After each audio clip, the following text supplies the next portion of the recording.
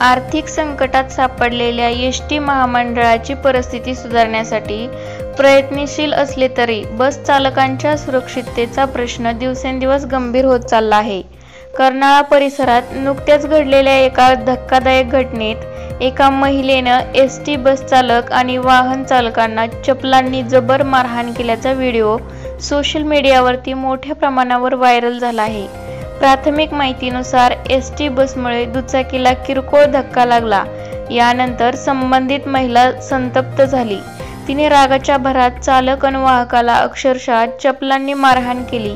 या प्रसंगी अनेकांनी व्हिडिओ चित्रीकरण केले, मात्र कोणीही चालकाला वाचवण्यासाठी पुढे आलं नाही।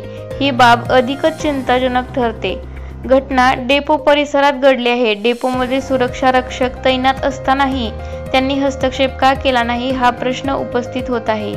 एसटी कर्मचाऱ्यांचे रक्षण करण्यासाठी नेमलेले सुरक्षा रक्षक अशा वेळी निष्क्रिय का राहतात, यावर एसटी कर्मचारी संघटनांनी संताप व्यक्त केला आहे। या प्रकरणात संबंधित चालकाने अर्नाळा पोलीस स्टेशनमध्ये आपसात तोडजोड करत तक्रार दाखल केली नाही, त्यामुळे पोलिसांनीही कोणतीही कारवाई केली नाही।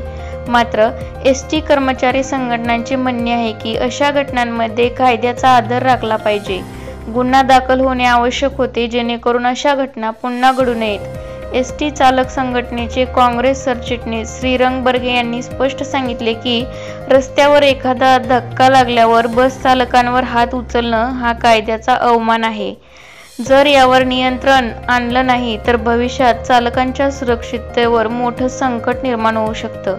या घटनेने पुन्हा एकदा एसटी चालकांच्या सुरक्षिततेचा प्रश्न ऐरणीवर आला आहे। वाहन चालवताना दक्षता घेणं आवश्यकच, पण चुकीचं असलं तरी मारहाण हा उपाय होऊ शकत नाही। कायदा हातात घेणाऱ्यांवर कठोर कारवाई होणं गरजेचं आहे।